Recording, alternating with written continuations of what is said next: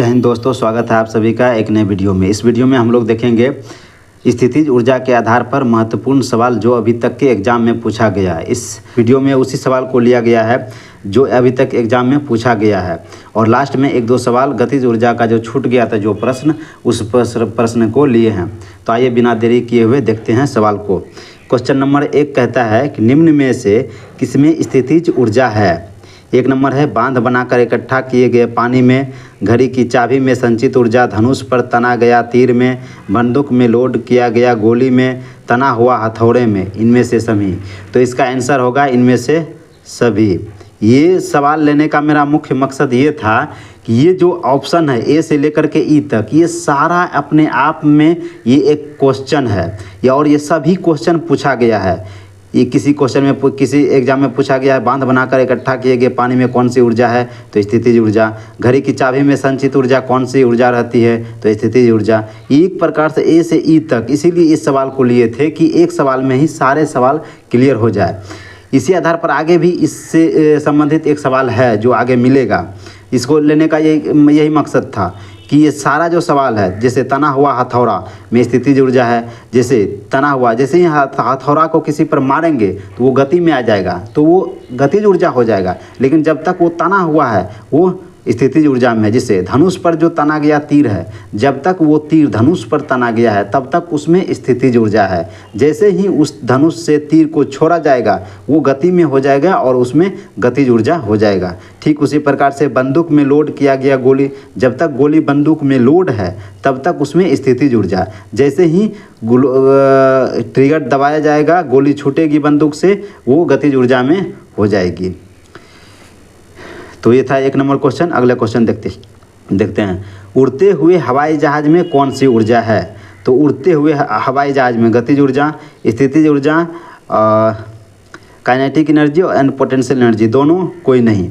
तो उड़ते हुए हवाई जहाज में देखिए, अगर यदि पोटेंशियल एनर्जी की बात की जाए यानी स्थितिज ऊर्जा की बात की जाए तो P बराबर mgh, यानी कि कोई वस्तु है तो उसका द्रव्यमान होगा तो उसमें m होगा।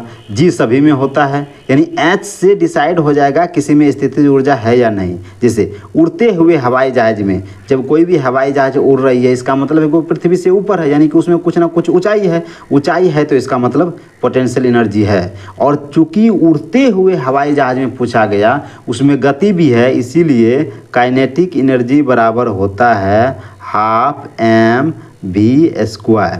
चूँकि m भी है, द्रव्यमान भी है, और v वेग भी है क्योंकि गति में है, इसीलिए काइनेटिक एनर्जी, यानी कि काइनेटिक एनर्जी और पोटेंशियल एनर्जी, गतिज ऊर्जा और स्थितिज ऊर्जा दोनों होगा इसमें। Option number C. अब देखते हैं अगला क्वेश्चन। अगला क्वेश्चन है 3 नंबर।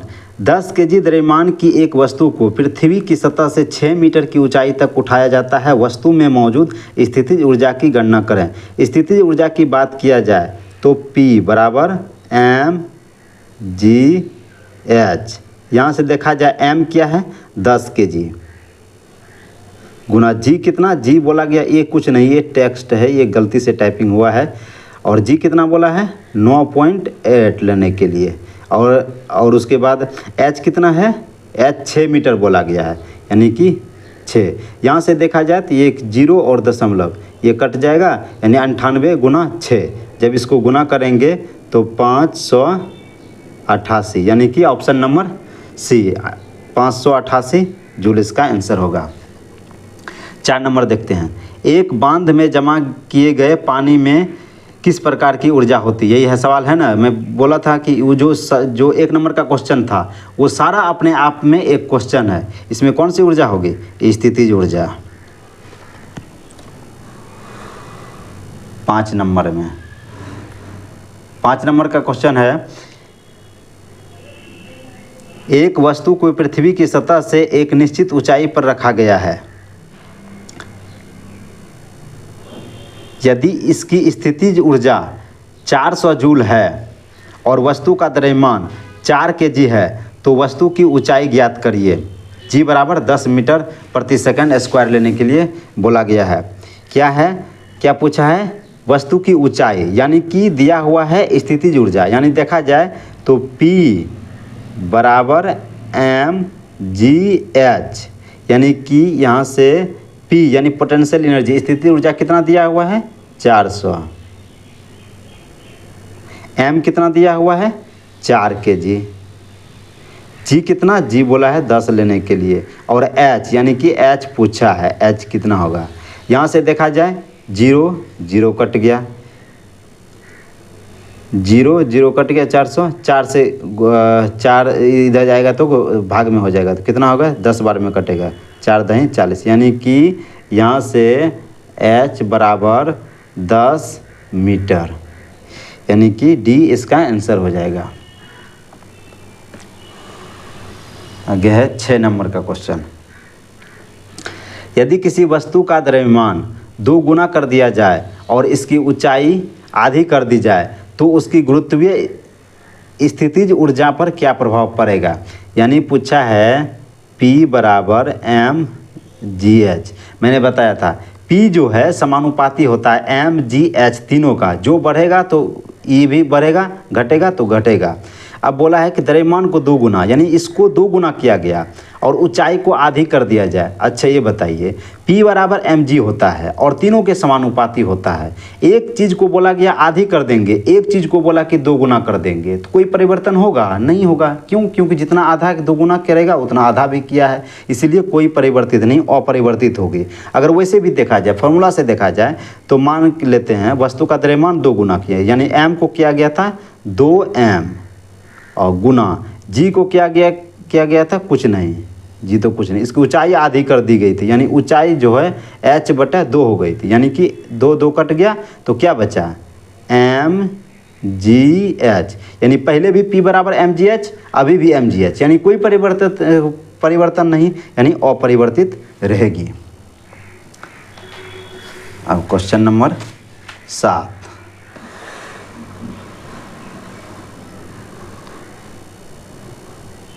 क्वेश्चन नंबर 7 हम लोग देखते हैं। एक 5 kg की वस्तु को पृथ्वी की सतह से उठाकर एक टेबल पर रखा जाता है जिसकी ऊंचाई 2 मीटर है। यदि हम टेबल की सतह को संदर्भित बिंदु मान लें तो टेबल पर रखी वस्तु की स्थितिज ऊर्जा कितनी होगी। P बराबर होता है mgh, ठीक, आप लोग जानते हैं। यहाँ पर बोला कि P बराबर जो है mgh, m कितना है 5 kg, यानी कि 5 गुना G कितना, G कुछ नहीं बोला है तो मान लेते हैं G 10 ले लेते, 9.8 ले लेते हैं। H कितना है, बोला है कोई वस्तु टेबल पर रखा है। अगर टेबल पर वस्तु है तो पृथ्वी से टेबल की कुछ ना कुछ ऊंचाई होगी, 2 मीटर 3 मीटर कुछ भी हो सकती है। लेकिन यहाँ पर क्वेश्चन में बोला है कि टेबल पर जो भी रखा हुआ है ना उसको सतह मानना है। सतह बोले तो पृथ्वी के सतह मानना है, यानी कि रखा गया है टेबल पर, लेकिन उसको मान के चलना है कि पृथ्वी पर रखा गया है। जब पृथ्वी पर ही रखा गया है तो ऊंचाई कितना हो जाएगा 0। जब 0 से गुना करेंगे तो टोटल क्या आ जाएगा 0 जूल। इसीलिए यहाँ पर G का मान नहीं दिया था कितना लेना है, नहीं तो अक्सर क्वेश्चन में G बराबर देता है या 9.8 लेना है या फिर 10 लेना है, जो भी लेना है। अगर नहीं दिया है तो इसका मतलब है कि क्वेश्चन में कुछ ना कुछ तो काला है। इस चीज़ से भी हम लोग समझ सकते हैं। इसका आंसर क्या हो जाएगा D, यानी कि 0 जूल। अब है 8 नंबर क्वेश्चन। जब किसी वस्तु को किसी ऊंचाई से मुक्त अवस्था में छोड़ा जाता है तब क्या होता है। यानी कि जब कोई वस्तु है, यहाँ पर है कोई वस्तु मान लेते हैं, ए कोई वस्तु है, इसको गिराया जाएगा। जब इसको गिराया जाएगा नीचे में तो क्या होगा, तो P बराबर होता है mgh, काइनेटिक एनर्जी बराबर होता है हाफ mv², ये होता है। अगर यदि यहाँ से देखा जाए P बराबर mgh, कोई वस्तु है तो द्रव्यमान होगा G होगा, और चूंकि एक ऊंचाई से मुक्त अवस्था में छोड़ा जाता है यानी ऊंचाई है तो उसमें स्थितिज ऊर्जा होगी। अब एक वस्तु यहाँ पर है किसी ऊंचाई पर, और उस वस्तु को जैसे जैसे ही गिराएंगे नीचे गिरेगा तो H तो कमेगा। अगर H कमेगा तो पोटेंशियल एनर्जी यानी स्थितिज ऊर्जा भी कम हो जाएगी, और जैसे जैसे ही नीचे आएगी तो इसका गति क्या होगा बढ़ेगा। अगर गति बढ़ा तो क्या होगा गतिज ऊर्जा बढ़ेगी। यानी कि इसका जो आंसर होगा वो क्या होगा, गतिज स्थितिज ऊर्जा घटेगी। किसमें है ऑप्शन में, स्थितिज ऊर्जा घटती है, गतिज ऊर्जा बढ़ती है, यानी कि बी नंबर यही इसका आंसर हो जाएगा। इसमें था गतिज ऊर्जा घटती है जो कि गलत है, स्थितिज ऊर्जा बढ़ती है जो कि गलत है, और सब में गतिज ऊर्जा घटती है केवल, स्थितिज ऊर्जा बढ़ती है केवल, तो ये आंसर नहीं होगा, यानी बी नंबर के इसका सही आंसर हो जाएगा। अब है किसी वस्तु का द्रव्यमान 5 kg और वेग 2 मीटर प्रति सेकंड है, तो उस वस्तु की गतिज ऊर्जा क्या होगी। यानी गतिज ऊर्जा बोले तो काइनेटिक एनर्जी बोले तो हाफ mv², हाफ द्रव्यमान कितना दिया है 5 kg, वेग कितना दिया है 2 मीटर प्रति सेकंड, यानी कि 2 का स्क्वायर यानी 2 गुना 2, 2 2 कट जाएगा, 5 दूना 10, यानी कि कितना हुआ 10 जूल, 10 जूल, यानी कि बी नंबर का इसका आंसर हो जाएगा। देख रहे हैं ना, जैसे कॉन्सेप्ट अगर क्लियर है तो किसी भी सवाल में कोई तरह का दिक्कत नहीं होता है। तो आगे किसी वस्तु की गतिज ऊर्जा 400 जूल है और वस्तु का द्रव्यमान 2 kg है, तो वेग क्या होगा। यानी कि काइनेटिक एनर्जी बराबर हाफ mv²। यहाँ से देखा जाए तो क्या दिया है, काइनेटिक एनर्जी दिया हुआ है, यानी कि 400 जूल दिया हुआ है, इधर हाफ, द्रव्यमान कितना, द्रव्यमान 2 kg दिया हुआ है, v², यानी कि वेग पूछा है। यहाँ से देखा जाए तो 2 2 2 कट गया, यानी कि यहाँ से देखा जाए तो v² बराबर 400, यानी कि v बराबर जो होगा वो 400 रूट अंडर होगा, और 400 का वर्गमूल होता है 20, 20 गुना 20 हो जाएगा ना, 20 गुना 20, जब रूट के अंदर में तोड़िएगा इसको 20 गुना 20 होता है 400, तो 2 अगर 2 है तो 1 बाहर निकलेगा, यही इसका बनाने का तरीका होता है। यहाँ से क्या आ जाएगा 20 मीटर प्रति सेकंड, तो ऑप्शन नंबर 20 का सही आंसर। अगर सॉल्यूशन अच्छा लगे तो आप लोग सपोर्ट करिए। इस वीडियो में इतना ही रखेंगे, अगले वीडियो में फिर किसी अच्छे कॉन्सेप्ट और क्वेश्चन को लेकर के आएंगे। तब तक के लिए धन्यवाद।